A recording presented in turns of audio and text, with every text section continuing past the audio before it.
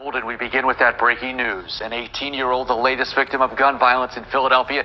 This family's world turned upside down as this young man won't be coming home tonight. Eyewitness News reporter Alicia Roberts live in Spring Garden with these breaking developments. Alicia, you spoke to this young man's mother tonight. I did, Joe, shortly after she learned her son, 18-year-old Shaquille Barber, named after the star basketball player, becomes the city's latest victim to a growing epidemic of gun violence. Quick, who thinks Shaq gonna pay for his funeral? If you remember, and I like Shaq, this is not an attack on Shaq, but, you know, how would Shaq know about this? That a kid who was named after him, like every black kid named Shaquille. When I was growing up in the 80s, you didn't hear anybody named Shaquille. There was nobody named Shaquille. Once Shaq came to the NBA, even when he was good in college, all of a sudden there was babies named Shaquille all over the place. Now they're grown up, I guess.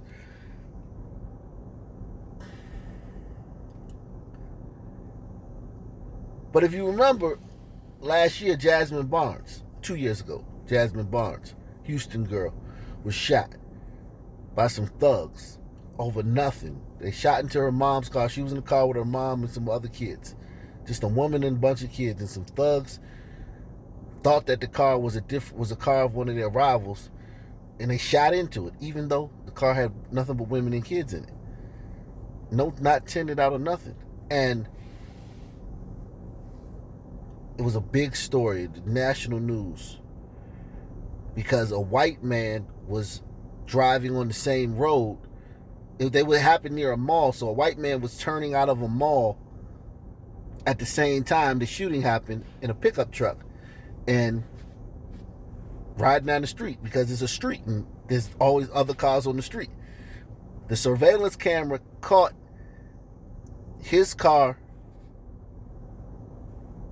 in the woman's car in the same frame. And it was supposed to be a white supremacist in a pickup truck. Something about white people in pickup trucks just scares the hell out of black people. But a white man in a pickup truck shot at a black family and killed a little black girl. And Shaq, he said he's gonna pay for a funeral. He offered to pay for a funeral. I think he did anyway. But a few days after the news broke, and it was a huge story, it was found out that two brothers. It was revealed that two brothers were really the culprits, and the whole thing got unraveled about how they thought it was, you know, they snitched on each other and everything. So the whole plot came out and everything. They thought it was a rival and yada, yada, yada. So two brothers got, and that story ended like that moment. From that moment on, it was just like Sasha Johnson. Like, once they found out it was a black dude, it was complete drop by the media. But Shaq offered to pay for that girl's funeral. And it's sad that, you know, nobody in his circle, because Shaq's a busy man. I mean, he's got 50 commercials right now on TV. I'm not saying Shaq should know every story in the Philadelphia local news. I'm not saying that. I'm definitely not saying Shaquille O'Neal should be aware of every single story in the Philadelphia local news.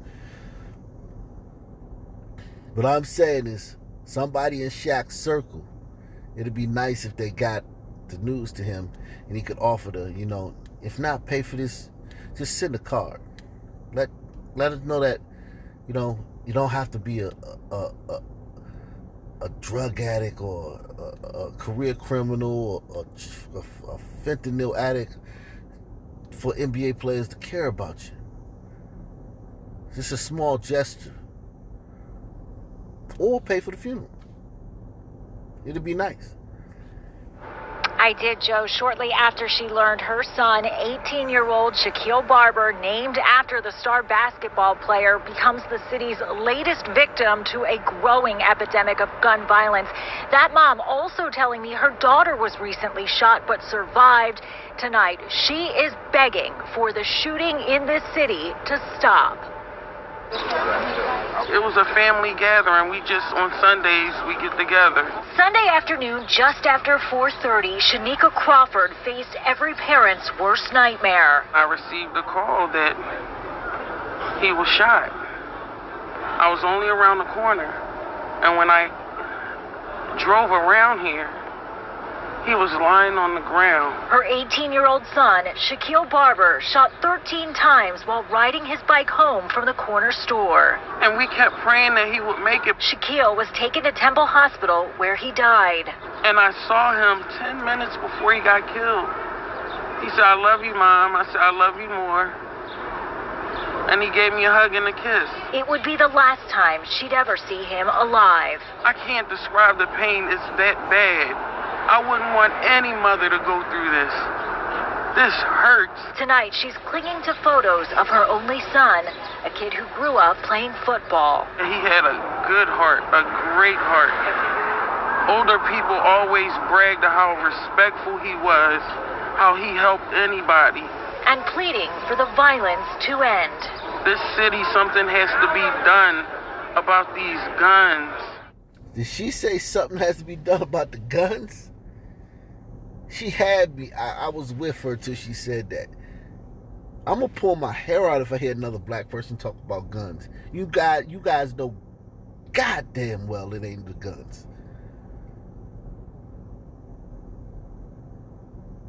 If that was the case, concealed carry legal gun owners would be shooting people all the time. It's always thugs with illegal guns.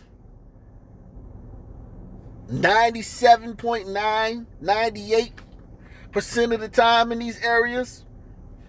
The other two being shop owners and cops, people protecting themselves. But the 99% of the shootings in these districts, these areas, these democratically run black cities, these neighborhoods, these hoods, it's thugs with illegal guns, with extendo clips and extended clips hanging out of it, and just, what are you talking about guns? It's the thugs. If it was guns, every hick white town would have 1,000 murders a year. Because you go in rural America, as they call the red states, red America. The part of America where, on election night, they show you all the counties Trump won or the Republican won, and they show you all the counties that the Democrat won. Go into those red areas where these poor white folk live at. Meth everywhere, addiction, opioids everywhere. People poor as hell, drawn faces, look like somebody just drew their face. Cankles, high water pants, bellies hanging up from under their shirts. You know what I'm talking about if you've been around this country, if you've left your city. Everybody got a gun. Everybody got 10 guns.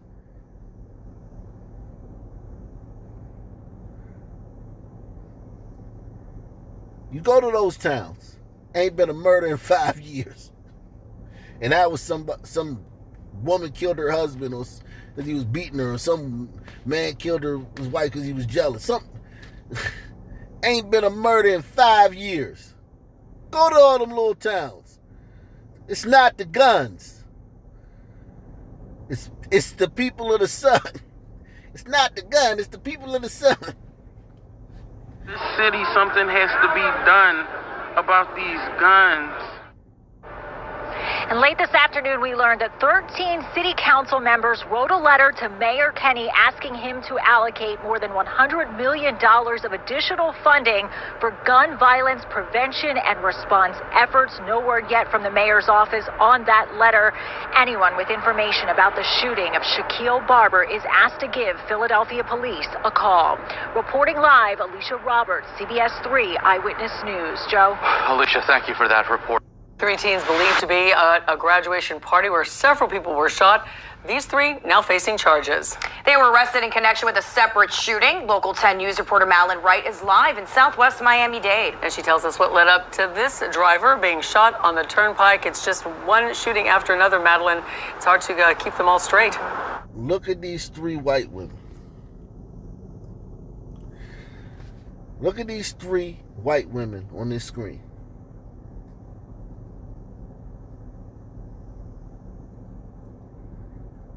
Every day they do the news. Shooting here, shooting there, shooting there, shooting there, shooting here. We killed here. Graduation party. Another graduation party. Shut up.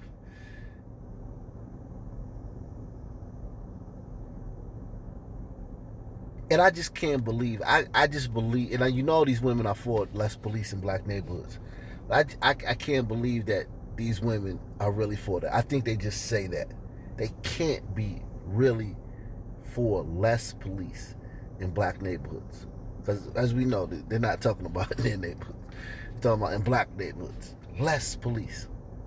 Because you think I do a lot of stories? I do. But it would be like me being for less police, like somebody who just does the story, who knows like all the depth and the gravity of the situation on the ground, how serious it is. I'm not woke, but these people, you know, these people are woke. And they gotta just be saying that publicly. I'm sure behind closed doors they're like, man, these people of the sun need more policemen. These people of the sun need way more police than they got.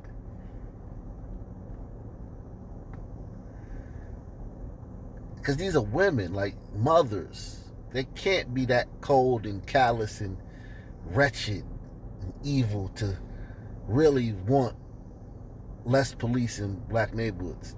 They have to just say it publicly, or if they're asked with a camera in their face. Because I look at these women don't look evil. They don't look wretched, demonic. Local 10 News reporter Madeline Wright is live in southwest Miami-Dade. And she tells us what led up to this driver being shot on the turnpike. It's just one shooting after another, Madeline. It's hard to keep them all straight. That's right. It's so hard to not be confused by all of this, especially this convoluted story. I talked to the mother of 2 of the suspects. She says that she does not want to talk on camera for fear of retaliation, but she told me that her sons admitted to shooting someone on the turnpike, but denies that they're responsible for the gunfire that broke out here at the Hookah Inn. She says that even though they have not been charged for the shooting, they are getting death threats, and she and her family have been worried ever since yesterday because of all the people threatening to shoot up their home. Who feels sorry for the mom whose son's probably lying about not doing this shooting? Of course they're going to. What are they supposed to do? Yeah, we did that shooting. Yeah, we did the other shooting. They already stitched on themselves on one shooting. Yeah, we got ballistics saying that the gun that you had used was also used in this one. No, I ain't do that, man. I ain't do that one. Who feels sorry for this mom and what she's going through? Raise these savages. And I know she raised them in a place where they probably felt like to be somebody, to be cool or something, they had to be like this and have social currency. They had to be savages too. But who feels sorry for this mom who raised these savages, these terrorists, these killers of black people? Now that she may be, that some other savages are threatening to come shoot up her house. And now she has to deal with what she put out into the world. She says that even though they have not been charged for the shooting, they are getting death threats, and she and her family have been worried ever since yesterday because of all the people threatening to shoot up their home. 19-year-old Quantavious McCutcheon, his 17-year-old brother Yatavious McCutcheon, and their best friend, 19-year-old Keishad Richardson, are all charged with attempted murder. Doomed from the start, man. She didn't give these boys a chance. She didn't give them a chance. All this boy could be with this name is a linebacker. That's the only thing he could really be in life. Productive. Is a linebacker or a two guard.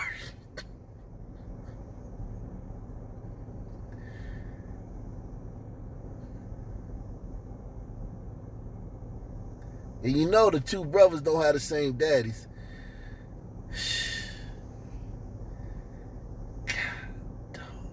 God, Yatavious.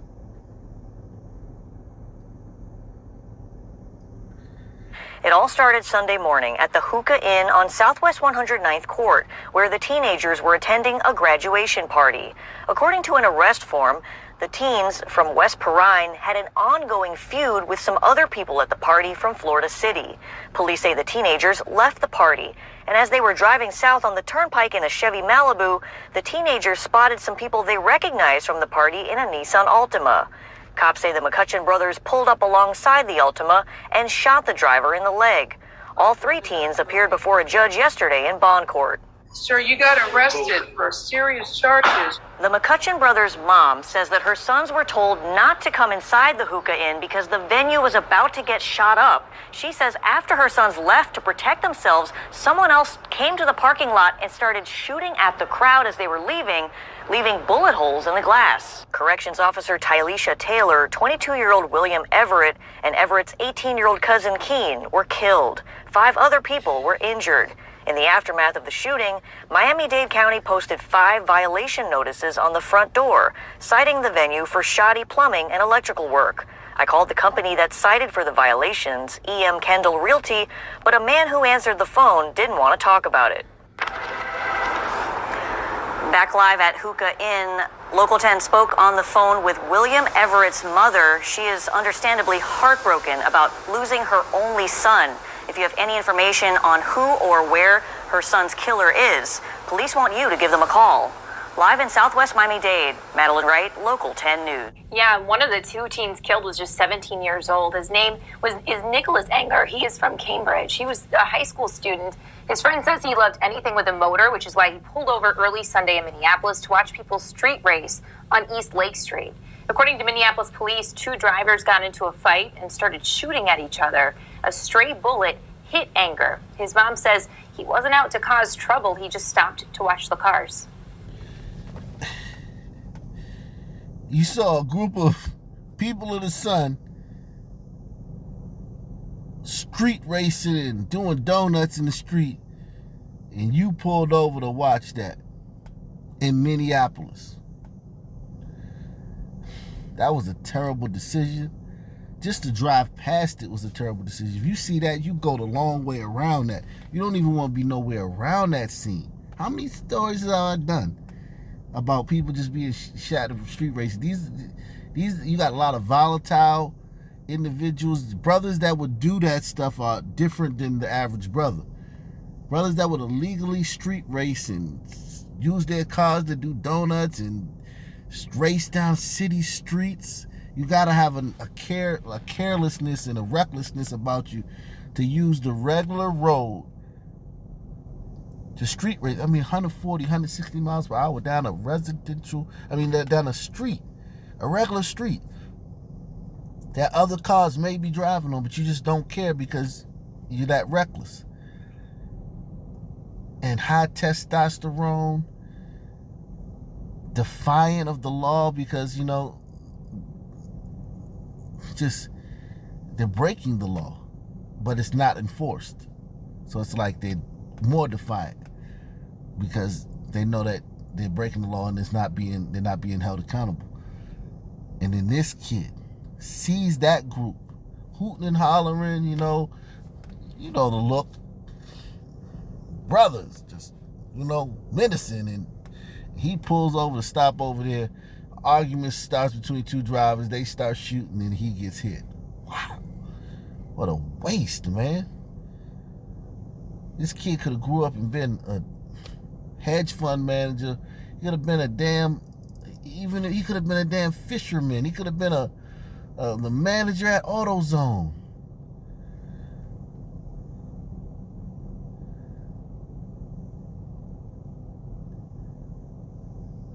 He could have grew up to be a school teacher. He's dead now because he saw a group of thugs illegally street racing. He decided to pull over and watch.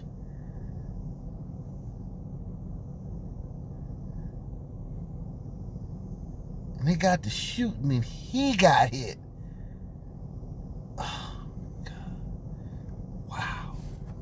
His mom says he wasn't out to cause trouble. He just stopped to watch the cars. I don't know how my life will ever be the same. It won't be. I've lost my son. He'd lost all of his hopes and dreams, and he had a lot of them. He had his whole life ahead of him. We're just trying to make it through each minute at a time right now.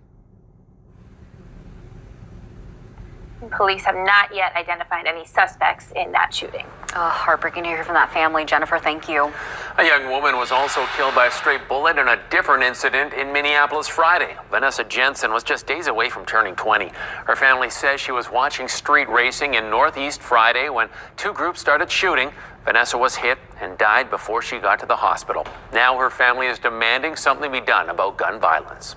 It's gotta stop. Can someone just step up and be a leader and do it? I mean, help fix the city. Don't worry about if you're a Republican, Democrat. Don't worry about race. Don't worry about nothing. We just need a leader out there. Police have not made any arrests in Vanessa's shooting.